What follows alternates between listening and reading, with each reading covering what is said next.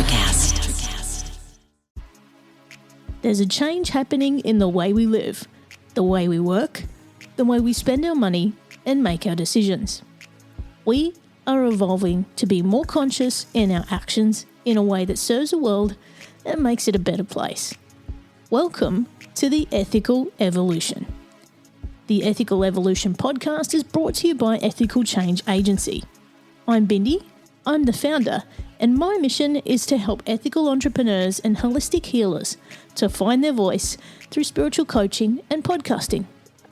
I'm honoured to bring you the stories of those who create change through healing, kindness, innovation, purpose, and spirit. Understanding that to create collective change, we need to be the change. It all begins with us.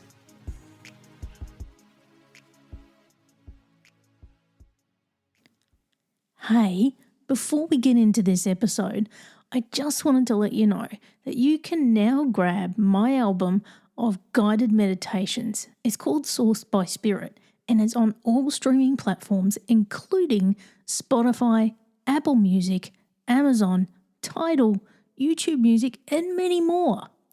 There's 11 guided meditations ranging from 4 minutes through to 10 minutes to help you reset your mind and your body at any time. Okay, now let's get on with the show. Linda Grizely is a money mindset mentor, passionate about guiding women through transformative journeys. In her career as a financial planner, Linda witnessed clients facing self-imposed obstacles that hindered their financial growth. Many times, she found herself thinking if only they could break free from these internal barriers. Or, more realistically, they need to get out of their own way. In this episode, Linda takes us through how we can improve our money mindset and be more conscious of our behaviours and habits when it comes to wealth. Welcome, Linda, to the Ethical Evolution. Thank you. Thanks for having me, Bindi. You're so welcome. Now, for those people who don't know who you are and what you do, can you go ahead and tell us? Sure. So I am a money mindset mentor. And what that means is that I help people uncover the internal obstacles that are in their minds around money. It's how they spend money, how they save money, their feelings about money, their feelings about money for themselves and other people, and also just their feelings about money as like society as a whole. Now, I'm really excited to be talking to you because I've had previous guests on the show that are money mentors who do a very similar thing to you. However, that was several years ago. And I know when I started to get into conversations around money mindset and that kind of stuff about 6 years ago, it wasn't, I guess it wasn't as accepted as it probably is now. I'm finding that people are more open to talking about this kind of stuff and realizing that, you know, their mindset can have an impact on how they deal with money. So with what you do, there's a whole bunch of ways that people have a relationship with money. What do you see when you work with people? Exactly that. There's a whole bunch of different ways that people have a relationship with money. Every person's like story and relationship with money is unique, right? So you learn things from the time that you're born about money. As you're growing up, your dealings with money, when you first got money, when you first realized that money had the power to buy something, or even watching the people in the home that you grew up in, how they related to money, whether you felt like there was never enough money, or you felt like that money was being spent in one direction, but not in another direction. And so that led you to believe that things that were valued were different. Just so many different things that we learn about money that shape our relationships.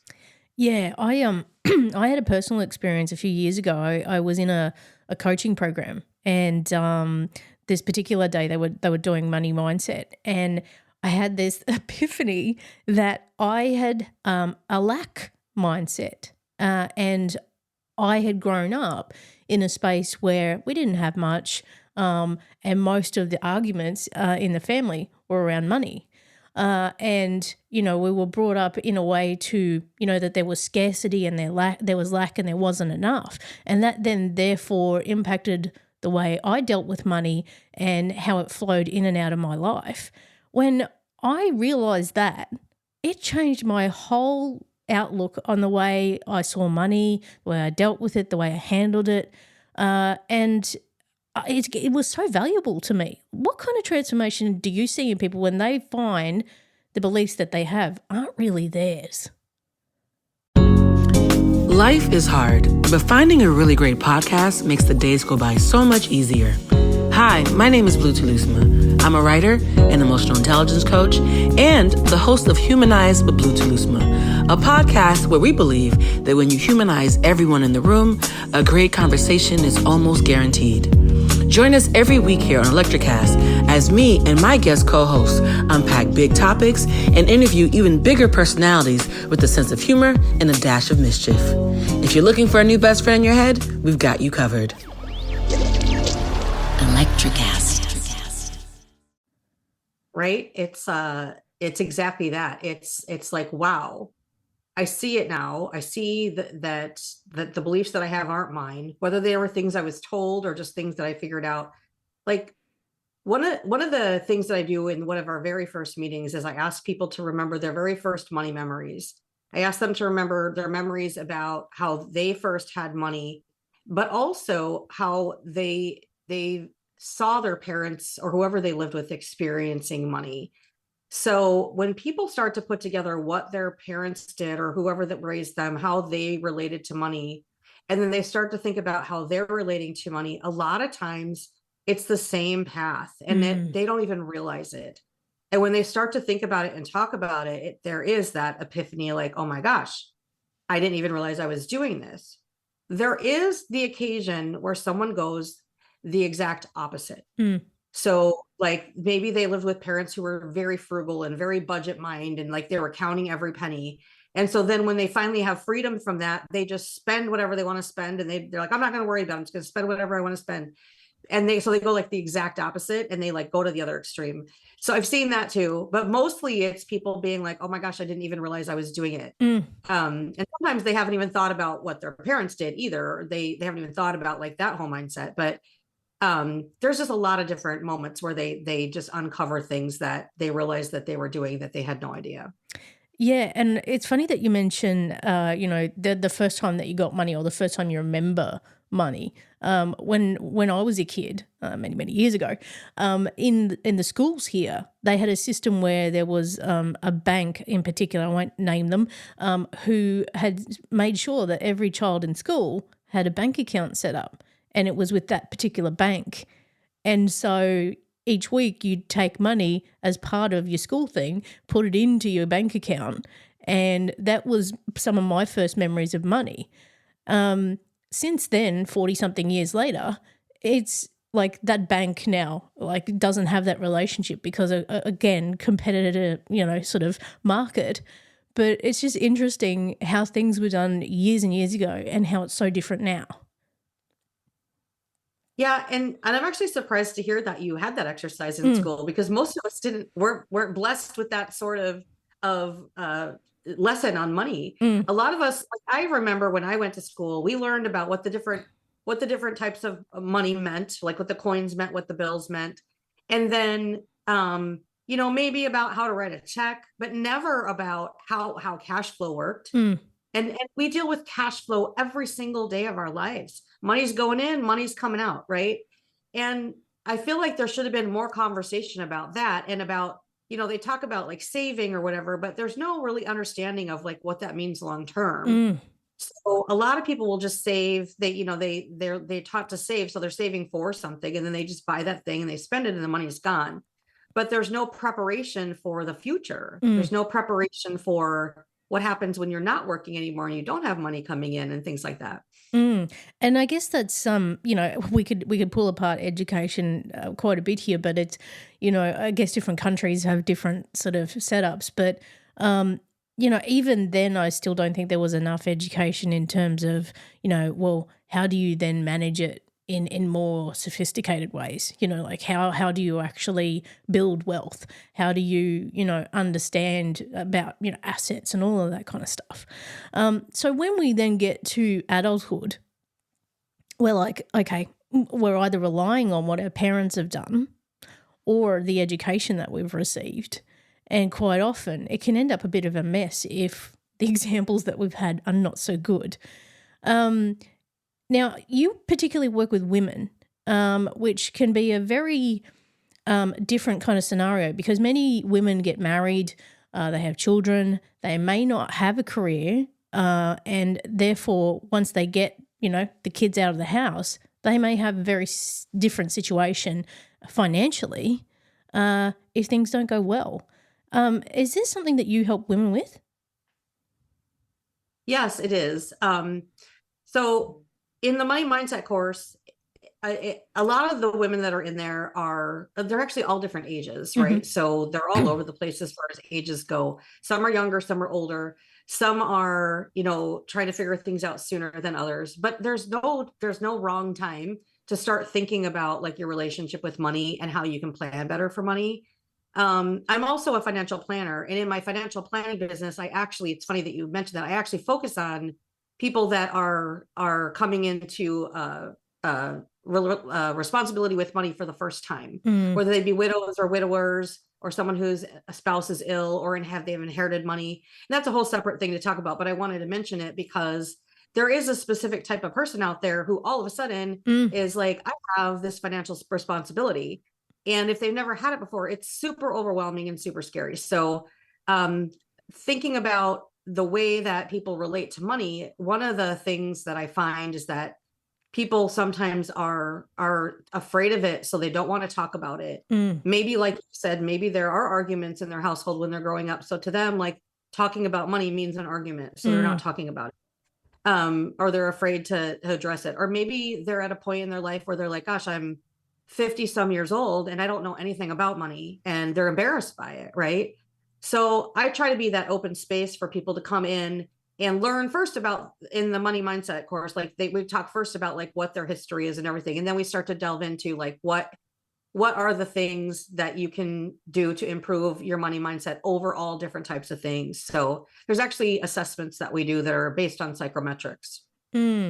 And really, there's quite a bit of social conditioning, isn't there? It's a bit like back in the day, like, if you reach 30 and you weren't married, there was something wrong with you. But it's almost like financially, if you're not doing well by the time you're 50, you're kind of like, what the hell have I done wrong? And so society sort of sets these expectations where you're kind of like, oh, well, I'm not meeting those, so what's wrong with me? And I guess for some women in particular, if they're in a relationship, they may struggle with that. Yeah, definitely. They, whether they're in a relationship or not, like, coming in, having that financial responsibility can be different. And when you're in a relationship, sometimes all the time you have completely different money mindsets, right? So you're always dealing with a conflict in that personality of money mindset. So there's usually one that spends more freely than another. There's usually one trying to reel the other one in. Doesn't matter if it's male or female, like, or if it's whatever, male, female, whatever. It doesn't matter. There's always two separate mindsets in there, like pulling in different directions. So being open to having conversations about it and actually understanding where you're coming from or where the other person is coming from can be super helpful in a relationship. And that's where it can get tricky as well, like where money then becomes power, doesn't it? Like where one sort of holds the power over the other and no, you can't spend that, or no, you're spending too much, or, actually using it as a power over the other. That's a really tricky situation as well. Like if you're finding yourself in that space, that's a whole other can of worms, really, isn't it? It is definitely a whole nother can of worms. Most of the women that come through the money mindset course are taking on some sort of financial responsibility. They're not necessarily the people that are reaching out to go through the course are not necessarily the people that might be being controlled by someone else as far as money goes. And I want to say that also, like, the course is it's a coaching and mentorship course. It's not therapy or counseling, Yep. And maybe there are some people that maybe need that step above than what I'm doing. Especially if there's some sort of, there could even be financial abuse involved when you talk about control over money. So I don't want to get too far into that, but Yeah. I just want to mention that if you need help out there, get help. Absolutely. It's a whole other thing. So what are some of the steps or the building blocks that you take women through to build wealth and to set themselves up for the future? So going through the money mindset course that I have, which is my mentorship course, there's 7 different assessments that we take. So the first one is a financial health score, and we start off with that. And it just gives you like a baseline of where you are. And then at the end, we take that same test, and then it gives you, hopefully you have a higher score by the end. And then you can continue to take it over time and see your progress as you're improving. But we also work on like our money story, so our money scripts or our money story. My money scripts was a term that was by the author Klontz, so he created that term. And then there's also like your personality, talking about different things that go into a money personality. There's an investor profile, talk about how you are with investing. And it's kind of like a risk profile, like that financial advisors use, except that it takes into account the psychological aspects of it as well. So we talk through that to understand what your risk tolerance might be, but also what your risk capacity might be, which are different things. We talk about how really open you are to talking about your finances and open to new ideas and taking on new ways to manage your money.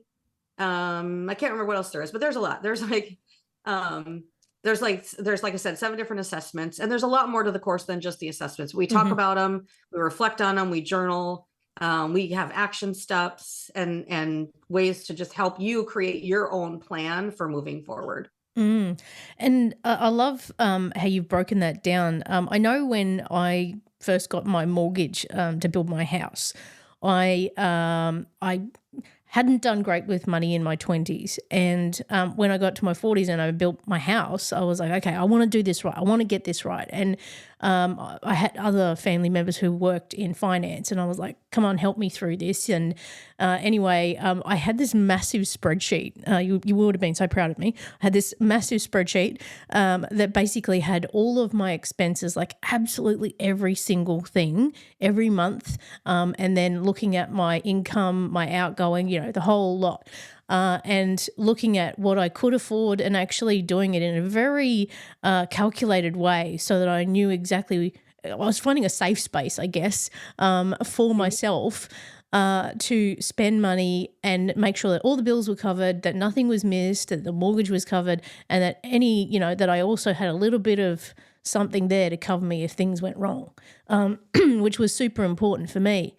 So I think, again, coming back to education and awareness is really, you have to face what you're spending money on, because a lot of people sort of just push it under the rug and go, I'm not going to look at my bank statement. I really don't want to know where that money's going. But when you actually look at it in detail, you look at it and you go, my God, where am I spending this money? Where is it going? But that is a really important part, isn't it? It is. It is a really important part. And people don't realize how much the little things that they spend money on add up also. So, if they get, a $5 cup of coffee and they do that every single day for a year, think about the total of that. That's a lot. So really diving into the details of what you're spending your money on can help. And then it can help you figure out where you can make some cutbacks, and also behaviors around it, right? So talk about money mindset, behaviors around that. Like, are you spending money on something when you're just having a bad day? Are you getting that like endorphin rush by buying something or by treating yourself to something? And so recognizing that's a part of it also. Yes. Don't look at my Amazon spending, please, Linda. But that's it, is like looking at our emotions and what we lean on in those moments, like where we spend our money. Are we doing it to sort of soothe ourselves, or is it actually something practical that we need to do? And I guess it's looking at those wants and needs, isn't it? Like, and the balance sheet at the end of the month is like, where are we going with this? Because when you add all that up, that could actually help you invest somewhere else or to grow your wealth elsewhere, can't it? Yes, it can. And a lot of times what I'm the conversations I'm having with them is about cutting back somewhere so that they can actually build an emergency fund, because a lot Mm. of people don't even have an emergency fund built up, which is kind of like the core of like financial security, is having an emergency fund so that when if something happens, that you are able to fund it without putting it on a credit card or getting into high risk debt or anything like that. So we do look at like figuring out where cutbacks can be made. And it's not, I don't like to use the term budgeting because there's like a negative connotation Mm. to it, but it is more just looking at cash flow. And I think that in some cases we can find a way for people to have like that endorphin rush in saving rather than in spending. So like maybe you're having a bad day and you take that $10 you were going to spend on something and you just move that into your savings account. Like, nope, I'm going to move that in my savings account. And then you see your savings account grow. Maybe that's the endorphin rush that you get. If you could retrain your mind to be happy about that, then That's it. then you're doing good. Yeah, I did something very similar. Actually, my sister works in a bank, and she'd set up this account for me, and I used to just put coins in there. Like it was just, I had this money box, and I'd just put coins in there every few months. And anyway, I'd left it sit for I don't know how long, and I bought a new car last year, and she said, "No, you got to use this account," And anyway, I started to get into a habit of just putting $50 in there every fortnight. Now there's over $700 in there. And I've just gone, well, I didn't even notice that. Thank you very much. But it actually turns out it's an account that earns interest every month without me even looking at it or needing to do anything. So by putting your money in smart places, that's where you can make money without spending money, isn't it? Exactly. Yeah. And the sooner you do it, the better, because you have that compounding interest. So once it starts to earn interest, Mm. then you're going to earn interest on that interest. So it's going to keep compounding over time. So yeah, great thing. And I know you're talking about it being at a bank, and so some of my clients have actually set a savings account up at a separate bank that they don't look at all the time, Yeah, that's what because this they is. want it out of their sight, Yeah, so that when they put the money in there, then it's just gone. yeah. And then they're not looking at it all the time. Like if they look up at their bank balance on their account on their phone or something, then they're seeing like, oh, I only have this much money, but that other account is not visible. So you can't just easily just like transfer it Mm. over like from one account to the other. Like it's in a different bank. Yeah, that's what I have, and I don't have any card access to it or anything like that. I can't access it easily. It's locked away, and I'm just letting that earn interest. So that was a very smart recommendation from my sister. Now, cost of living at the moment is pretty rough for pretty much everyone globally. To be fair, what kind of tips can you give for people that are listening that are doing it a bit rough and want to try to make life a little bit easier for themselves in this really tough time?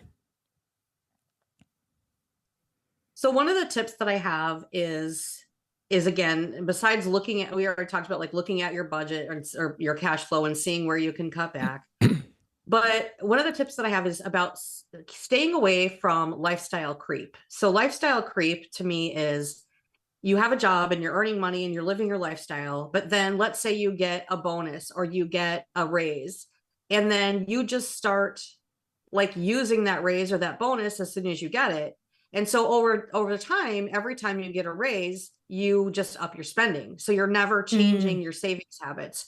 So if you can be intentional, if you get a bonus or a raise, by taking a portion of that and putting it into savings, and having it there for a rainy day, then when we're in economic times that are a little bit more of a struggle, maybe you can then reduce that amount so that you have a little bit more cash flow. And then hopefully after a year or so, whenever things try to lighten up or whatever, then you can like put it back and like reset it. But if you're not already doing that, if you're already strapped and you're already taking like utilizing your full income that's coming in, then it's a lot harder to do, because then you're cutting back. But if you have that set up so that you already think intentionally moving forward, you're going to do it, it's going to be a lot easier. Mm. And for those of us who do have some assets, whether it be property, whatever it might be, or investments, where do you think is the smart place to be at the moment in terms of investing? So I really can't answer that because I am not answering as a financial planner here. And honestly, it's something that I can't answer even if I was talking as a financial planner, because everybody's situation is really truly unique. Yeah. So you can't give advice on a blanket, right? You can't say like, this is blanket advice, everybody should do this. So my advice is everyone should talk to a professional about it. Yeah, that is actually really good advice. I know a few years back, I ended up in a situation where I was made redundant from my job, and they gave me a fairly large payout as part of that. And so I actually went to a financial planner and said, okay, well, I've got all this money. What do I do now? It was probably the best thing I ever did. So if you can find someone who is a professional, I think that is really, really good advice. Now, Linda, tell us about some of the people that you've worked with and the kind of results they've got after working with you. So I've worked with a lot of different people. I worked with someone who had entered the workforce after she had been a stay-at-home mom, and she was feeling kind of stuck where she was, and she wasn't feeling like she was worthy of a higher position or worthy of more pay, and wasn't really seeing her true value. So walking her through the money mindset cohort and going through the steps in the process that I have really helped her to uncover why she was thinking the way she was thinking, what internal stories she was telling herself, as to why she wasn't, able to move forward. So in reality, what ended up happening is she ended up leaving that job and getting a job where she was making more money than she thought that she would ever be making. So that was like a great story of someone who went through. And then I have another one where I have a daughter who is in college and is taking over a business for her father. And the father was kind of stuck in his old ways and not really seeing opportunities that were there because of his money mindset being different than hers. So as she started to understand her money mindset, it actually opened up her mind to her father's money mindset, which she had never really thought about before, because she wasn't sure why doesn't he listen to what I'm saying about the business? Like I'm getting a degree in business and I'm telling him these things, but he's not listening. He's just like, I've always done it this way. And then once we started working on her money mindset, she realized, oh my gosh, he has a money mindset too. And I kind of get it now. So she was able to communicate with him better. There's some examples. Yeah, and we see this every day. And, there's this underlying message of value. Whether we run a business or we work for ourselves or we get paid from an employer, there's this sort of this belief around value and how much we're worth. How can you help people break the thought patterns they have around that? So I can help them by asking them the right questions and leading them down the right path to look inside themselves to figure it out. Because nobody can tell the person what it is. They have to figure it out themselves. All they can do is look for resources to help them uncover it, to help them figure out how to get inside their own head. And coaches, mentors, whoever that might be, can help with that. Because a lot of that, again, stems back to childhood, doesn't it? Like a lot of our, beliefs around value and worth are stemmed so deep that we don't even understand it until there's, I don't know, a light bulb moment so many years later where we go, oh, okay, I really need to be paid more than what I currently am. Yeah. And sometimes it's hindsight looking back at the things that you did before and realizing what happened and then trying to figure out how to make sure that doesn't happen again. Right. And that internal voice as well, like you've mentioned there, like sometimes our inner voice can be our biggest enemy, kind of like the stuff we tell ourselves, and so unconsciously. Like we'll be like, no, or you'll tell yourself, yeah, you deserve it, go spend it, and when it's like, no, this is not how this works. It is true. It's the stories we tell ourselves and the stories that other people told us that we believe about ourselves. Absolutely. Now, Linda, if people are listening and they're really curious to learn more about your course and your program, like where can they go to find out more? So to find more about my program, the best place to go is mindsetandmoney.com. And then if you put /pod, P-O-D for podcast, there's a special offer in there. You can learn about the money mindset cohort. You can take a little mini money mindset quiz.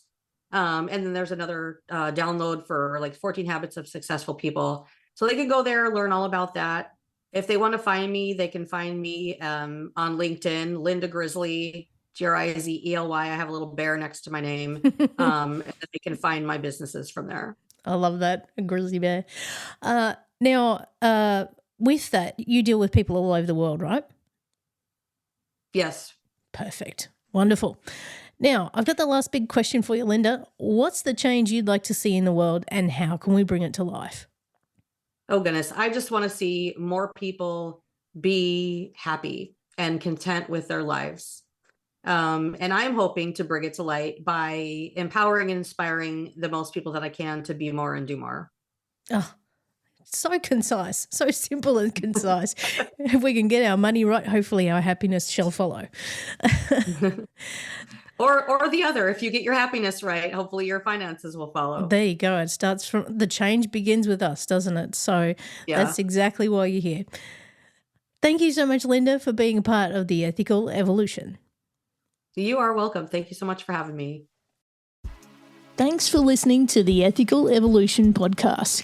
If you're ready to be the change and would love to work with me on finding your voice through spiritual coaching or creating your own podcast with impact, visit ethicalchangeagency.com.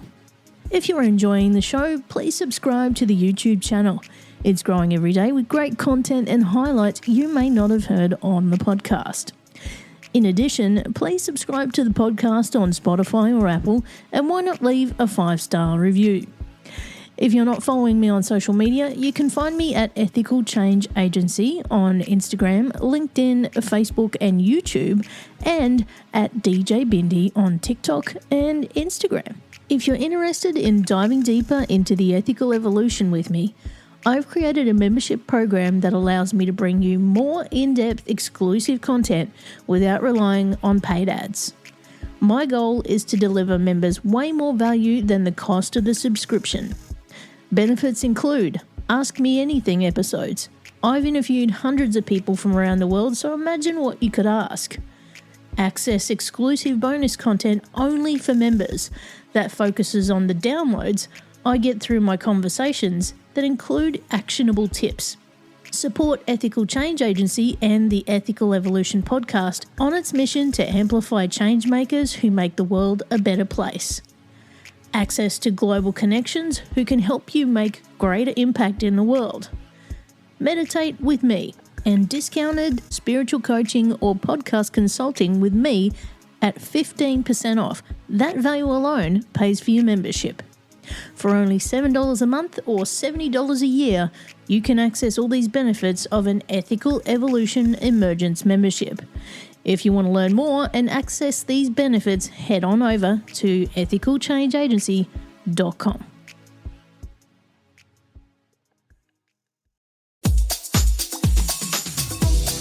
For those of you who dream of a world where music and podcasts live together in perfect harmony, now, for the first time, Electricast gives you a magical compilation, Pod Till You Drop, Volume 1, where we give you the best in tunes and the best in podcasts.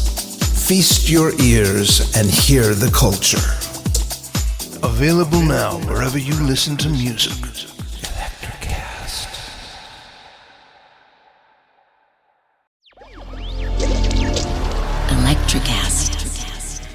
Welcome to the Candle Power Hour. Come with us backstage behind the scenes of show business spanning over 4 decades and bringing you the experiences that can only be told by the people who were there. Our guests are from the A-list, the F-list, and everyone in between. Get set for some of the most insane, hilarious, and inspiring stories you will ever hear. I'm Mercury. And I'm Diego. Your hosts for the Candle Power Hour. electric acid.